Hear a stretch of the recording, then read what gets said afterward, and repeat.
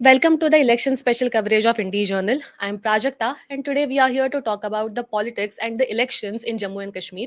We know that since 2018, there has been not a single election in Jammu and Kashmir, not at any level.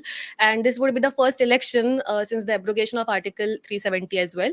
So, we are going to talk about the political situation in Jammu and Kashmir and what has changed, what has not, and what results might we look forward to after this election. And to speak about all of these things, we have with us Srinagar based senior journalist, Mr. Nazir Ganaie.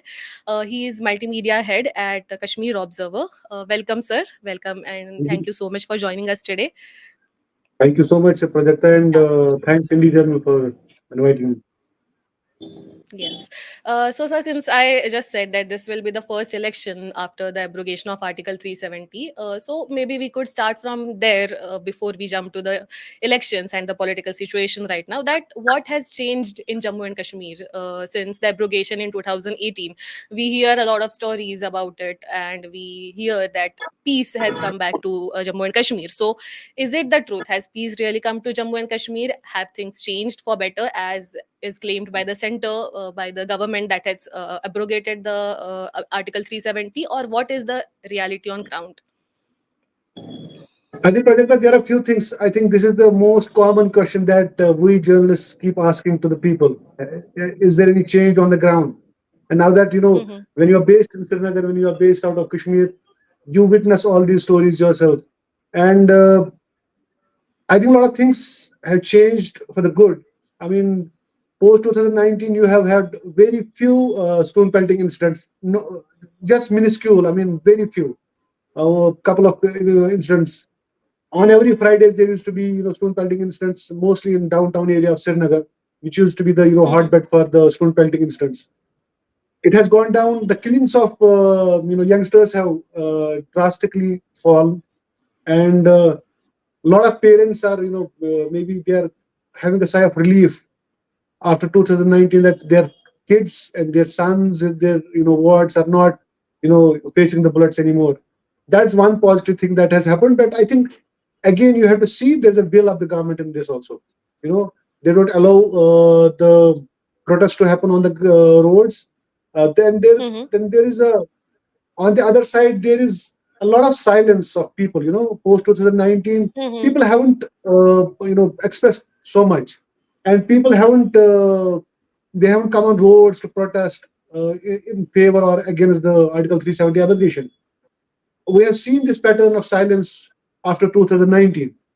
But what we saw today, I mean, what we saw in these two, segment of elections, in parliamentary elections, mhm, people came out largely. People have shown their, interest to come out and exercise their democratic right. And this has actually, surprised most of the observers, most of the political analysts on the ground.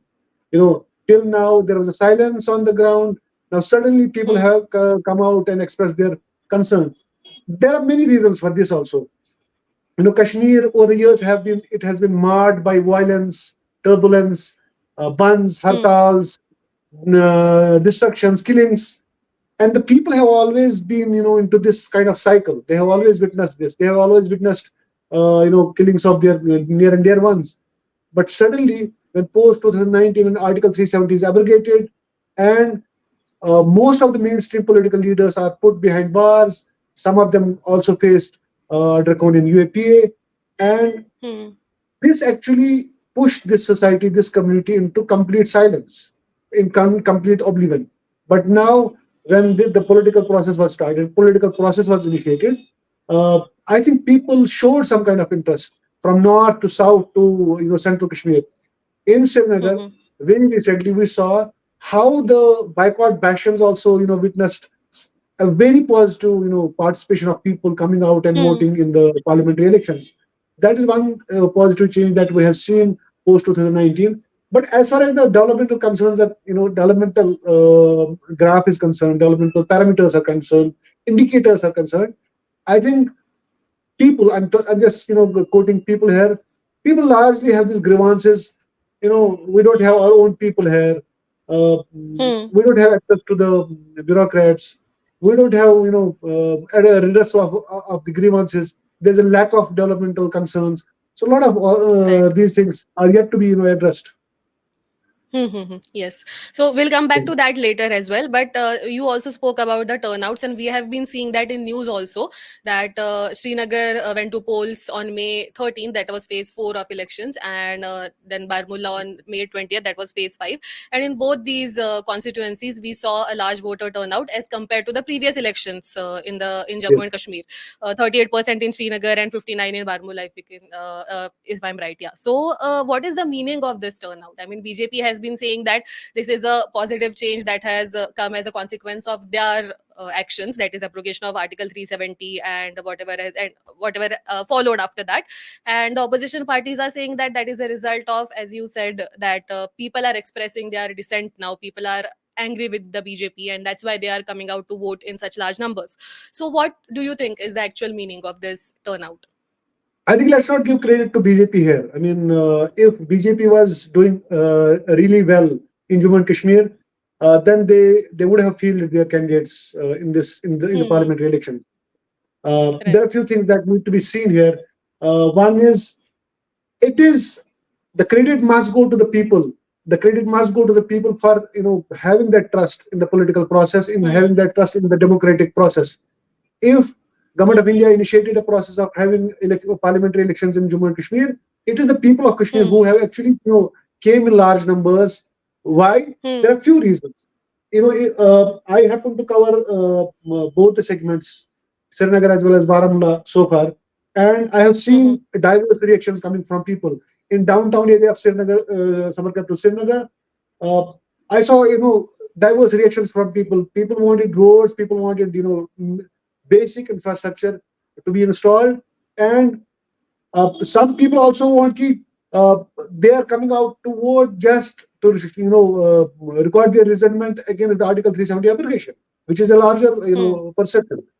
And in Hmm. Hmm. Baramulla also, uh, you saw how candidates like People's Conference Chief Sajjad Lone, Yeah. Vice President of National Conference Umar Abdullah, and engineer the jailed politician Engineer Rashid, who is right now in Hmm. jail facing UAPA.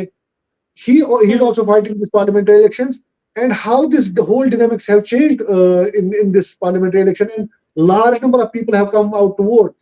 We saw an area called Sopor, which in 2019 in assembly segment witnessed 4% voter turnout, is jumping to 40%. So why people are coming out to vote is because people want to get heard. People want to get have their representatives, and people Hmm. want change on the ground. That's what they want. And Right. largely what we have to also see, uh, people over the years, maybe in 1989, post to till 2009 or 2016, people wanted to come out and vote because there used to be Hmm. boycott calls mostly endorsed by the separatists, and we have seen in the past on the election days there used to be killings, mayhem on the roads. Hmm. So people were very Hmm. Hmm. apprehensive to come out and vote. But right at this time, the only positive thing that we as journalists, reporters have seen on the ground is people coming out to vote, people in the Hmm. queues and smilingly showing their faces, showing their inked fingers. Hmm. They have done their part in this democratic process, which Hmm. was a Hmm. sigh of relief for a lot of these voters on the polling Hmm. stations. That is very Right. that's very an encouraging trend that we have seen. Hmm. Hmm. So the polling was peaceful or without any conflict, Uh, or say, I was it think fair I also think this time? going by the numbers of the election commission, Hmm. all both Srinagar and Baramulla, it has been largely peaceful. No violent incidents have been reported. And second, Hmm.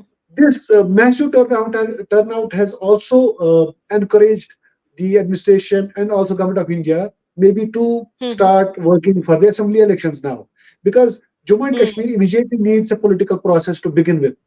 It needs representation. Post 2019 article, after the Article 370 abrogation, there was no narrative on the ground. People were Hmm. not able to come out and speak to their representatives or register themselves somewhere. But now that process is to be initiated, and they want a conducive environment. I think this is the right time. Uh, parliamentary elections, all the candidates have expressed their concerns, and no Hmm. violent incident have happened in both these parliamentary segments. Yeah. I think this will give a lot of encouragement to the government of India to go for the assembly elections. And secondly, Hmm. till now, we have seen another encouraging trend in both these parliamentary segments is the relatives of active militants have also come out to vote. Hmm. And Oh, the okay. second most important thing is the banned Jamaat Islami, political Hmm. this religious and political organization. Their participation is also seen on the ground. They have also wooed Okay. voters to come out and vote, and this hasn't happened. I mean, in my knowledge, from 1989 Hmm. till now, I don't think this has ever happened. People coming like this in the large numbers and smilingly voting, maybe for change, Hmm. for development, for greater good of this Kashmir. And I think people above 84, Hmm. Hmm. 80, 70, they really are with this notion that our past generations have seen a lot. Now they want to move on with something, and they want a peaceful resolution Hmm. to this dispute. Right. So, talking about elections, as we said that there have been no elections since 2019, and the local governance suffered because of that? I mean, you mentioned there have been so many developmental issues, developmental crisis has been going on in Jammu and Kashmir. I'm sure the other issues that we see in other parts of the country as well are in a dire state in Kashmir, in Jammu and Kashmir as well. If we talk about employment or the state of the farmers. So, how has the lack of elections, the absence of elections, and absence of elected representatives affected the state, the union territory? Sorry. I think what the I think over the years also people have had their notion about political process. Maybe people used to come out to vote, but in very minuscule number. But Hmm. they wanted governance on the road. They wanted development. People in far-flung areas, in border districts, there has been a trend that when they came out and vote. But people always wanted governance on the roads. People want hospitals. People want Hmm. basic infrastructure. They have never Yeah. been mixing these kind of things with the political crisis of the state. Second Hmm. most important thing is I think this encouraging trend in elections have also generated a debate that in post 2019, if government has been able to provide governance on roads, it will definitely change the parameters. It will definitely change the indicators on the ground. And simultaneously, there are many discourses that happened in Jammu and Kashmir that there are few projects that government boosts about. One is smart city, and Hmm. not much has happened in smart city, and another is G20 summit. So there has been a cosmetics done on this. So in far-flung areas, but if you talk to government officials and government policy makers, they believe that it takes time to take this development to the far-flung areas, and Hmm. developmental process has been initiated. One good thing is a lot of projects have been inaugurated, and road projects by I think most of the road service projects have been inaugurated in Jammu and Kashmir post 2019. There are many Hmm. developmental projects that has taken up, but largely people want representation. People want their own people who they can talk to, who Hmm. they can have grievances with, to discuss their grievances with. And I think there is that disillusionment. People seeing outsiders everywhere and not their own representatives, not their own officials anywhere, and that's making a difference on the ground. Right. So you spoke of developmental projects coming to Jammu and Kashmir since 2019, and we have seen news that the first multiplex has opened in Jammu and Kashmir, and all such different kind of news. So corporates have entered Jammu and Kashmir. We have seen since the abrogation of 370. So has that brought in the employment that is always promised with the entry of such projects or with the entry of corporates? See, again, I'll definitely relate it to this thing. There are areas in the world where deep conflict happens, and they earn out of that conflict. There's a conflict tourism happening. Okay, but at the same time, if you talk about Kashmir, uh, who stopped government to initiate processes? One good thing, one thing that you need to give credit to this kind of the governor led administration is, if they initiated certain projects, they were put on the paper and executed very well on the ground. Hmm. After so many years, Srinagar has witnessed smart bus. You know, uh, maybe I think it may be a very odd idea to people in Bombay, Pune, or Calcutta or Bangalore, but in 2022, people in Srinagar have for the first time seen the smart bus, electric bus, Hmm. and simultaneously there are this multiplex. Kashmir has had a history of having their own, cinemas and multiplexes earlier. I mean, the cinemas largely, Hmm. and there's a history of Kashmir going to cinemas and analyzing their. If you go deeper into the history, uh, Hmm. the turbulence also started with that film. But simultaneously, everything was shut.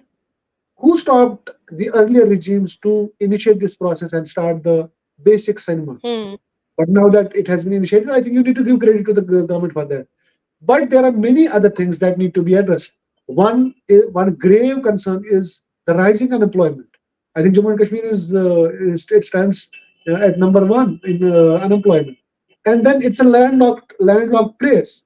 It's a place Hmm. which remains maybe cut off for 2 months, 2 or 3 months from the rest of India, rest of the world. So you need to address those concerns in that regard. It's a place where you don't have much corporate sector, so Hmm. everything relies on the government, departments, government sector. So it, Right. it's a state which is largely on tourism and horticulture and agriculture. So a lot of initiatives need to be taken on that. You can't just give a cosmetics. You can't just give a statics on these many tourists have visited, these many yatris have visited. You need to be specifically on the ground and bring change on the ground. That's how you are going to change the situation. So, what is the state of the farmers in Jammu and Kashmir as well? I mean, if we think about the produce in Jammu and Kashmir, and is it getting a good market? Is it getting good prices? Are the farmers able to sustain? Are they able to sustain in face of climate change?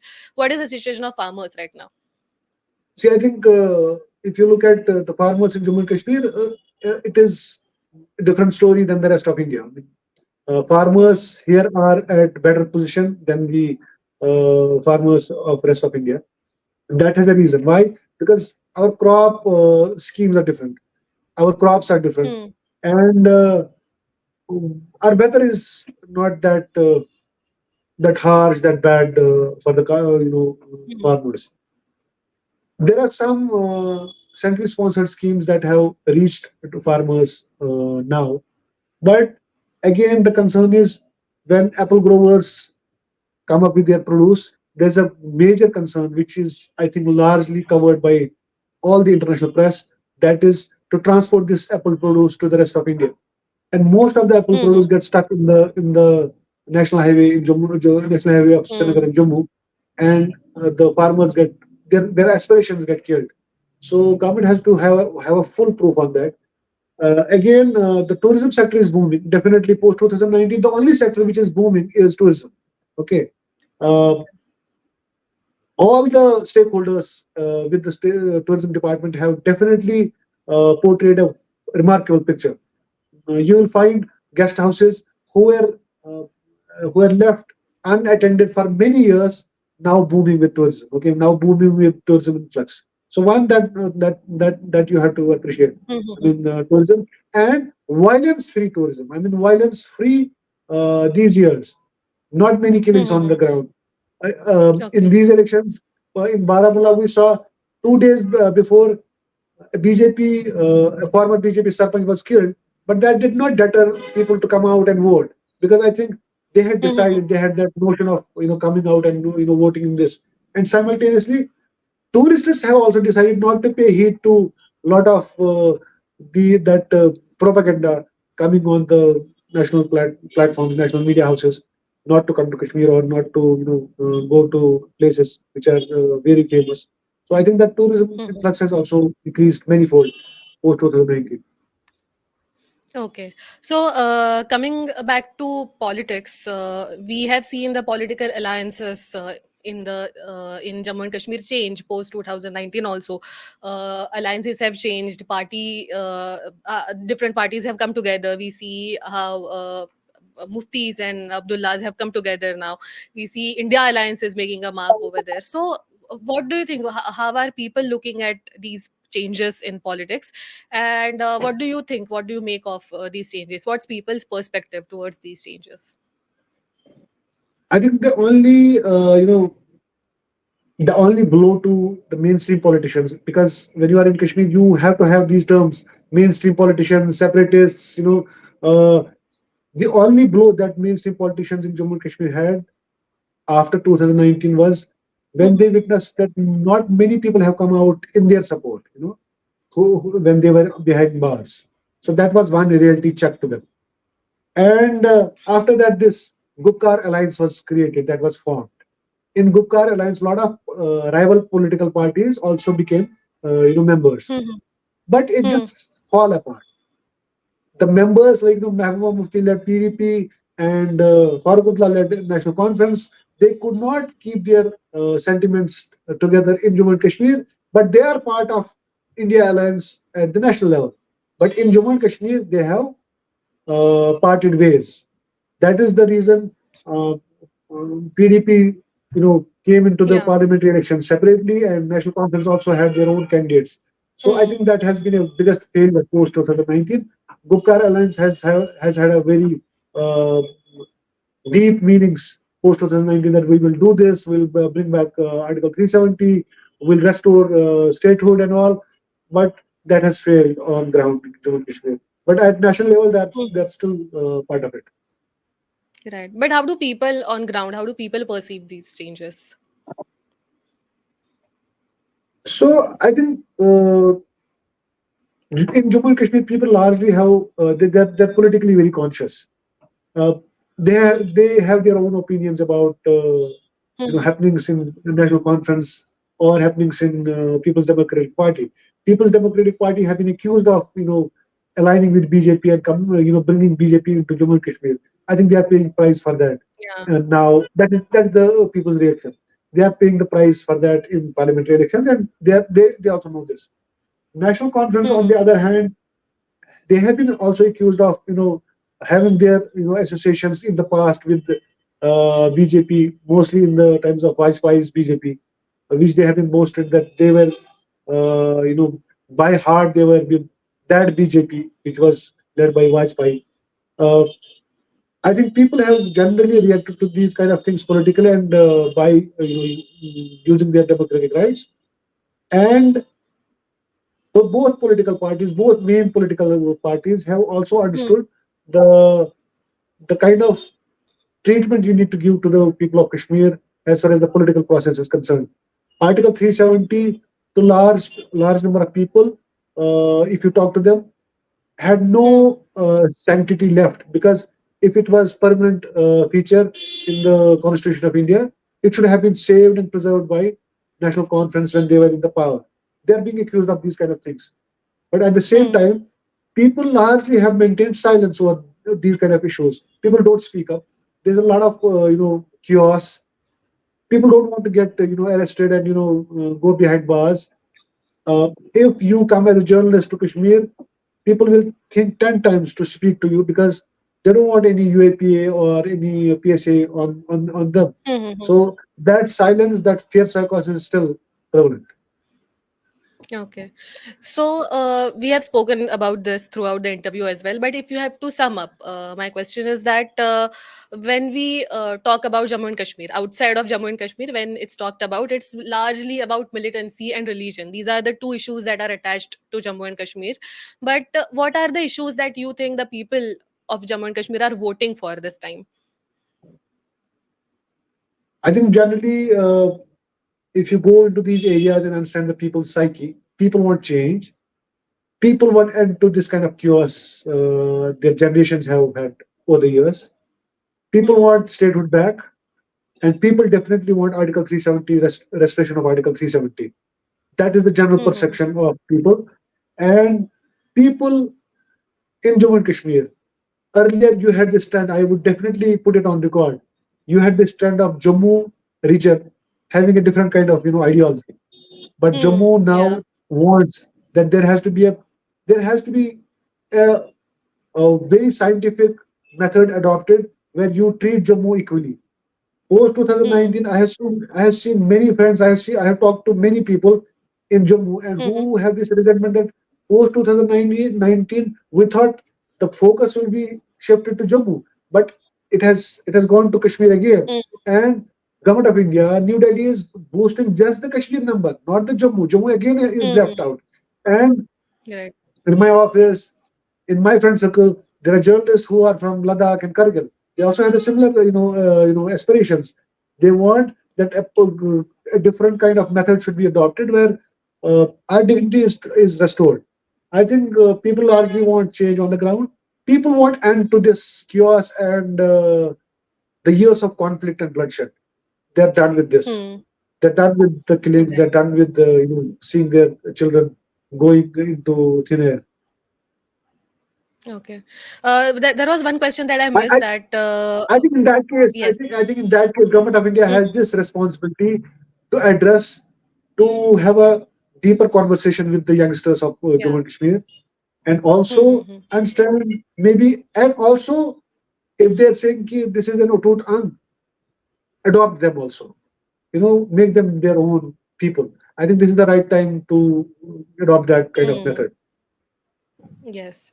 So as I was saying, there was one question that I missed. It was about, so BJP is not has not fielded any candidate in any of the three constituencies, but there are a couple of parties, couple of local parties, regional parties, which are being accused of being proxies, acting as proxies for BJP. So what do you think about that? What's your opinion on that? See, in my conversations with the BJP chief of Jammu and Kashmir, Mr. Raina, Hmm. and other BJP functionaries, I think I have understood this.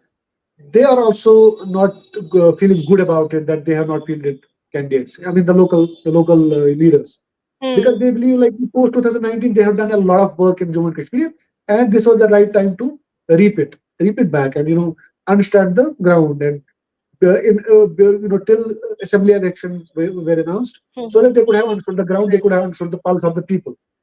But party high command took a different decision, uh, and they believe like they are the pundits of the politics. They have had their own vision of it, and they were kind of left out. So this has definitely um, demotivated the local leadership of BJP in Jammu and Kashmir. But at the same time, there are many parties, local parties in Jammu and Kashmir, mostly in Kashmir, who are being accused Hmm. of being proxies of BJP or A team, B team, or C team of BJP. Yeah. And I think these parties have also responded. I don't want to take names here, but these parties have definitely responded to press and to the journalists. One party which is led by the former cabinet minister Altaf Bukhari, the party's name is Apni Party. Altaf Bukhari has come Hmm. out openly and he says, people should not accuse me of being a proxy of BJP. I am with Modi, with a Hmm. wholeheartedly with Modi. I'm with Modi with emotions and attachment, and I meet Modi in open air, not in closed doors. So I think he has responded to that, and I think he has no hesitation of calling himself or his party as a other party of BJP. Right. So, what do you think is going to be the result this time? What do you think? Which side do you think seems to be benefiting through all this voting? We have still one constituency's voting is yet to go on, but still, what do you think? So I think every political party, people in Jammu and Kashmir are waiting for June 4th, June 5th to occur and the results to to be announced. But I think in North, in Baramulla constituency, National Conference will have an edge, Hmm. and Umar Abdullah definitely will have an edge on over the other candidates, and Hmm. it will be a very tight fight between Umar and Engineer Rashid, who is considered to be a watchdog. Earlier it was Sajjad Yeah. Loan, but Engineer Hmm. Rashid's announcement into parliament election this time has actually altered the whole candidacy in Baramulla parliamentary constituency. And in Hmm. Srinagar, I think again, Wahid was a new entry. Wahid Parra, who is the youth president of PDP, He definitely Hmm. was a new face, and who was earlier part of uh, sports council. And he did Hmm. remarkable work in sports council. I think his entry was actually appreciated by a lot of youngsters on ground because he understands their pulse Okay. and all. But both the Hmm. candidates from National Conference and PDP were considered very liberal, very Hmm. honest, and very vocal about the sentiments that people used to and people wanted to raise.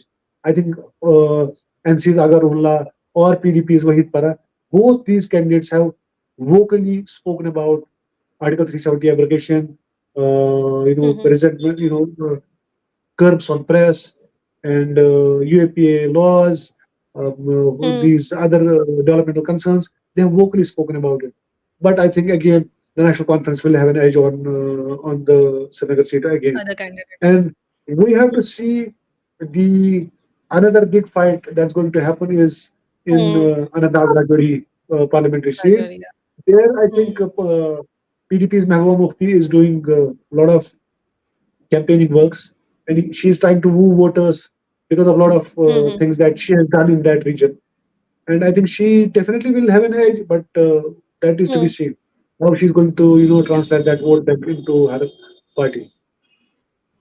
All right. So from my I side, I think think that. both Hmm. I think from my analysis, both Srinagar and Baramulla, in both the, Hmm. both the seats, the national conference will have an edge. It has a chance. Yeah, yeah. And I think that sums up the election this time in Jammu and Kashmir. And thank you so much for joining us, and thank you so much for all your insights into the political scenario there right now, and what the people are thinking, and what might be the result. What Let's see what happens now on 4th June. And on Indie Journal, you will get to see many more such reports, such interviews related to elections. We have been doing election coverage not just in Maharashtra but in different states. So do subscribe to our channel to watch those videos, and do like and share this video as well. Thank you. Thank you so much, Prajakta.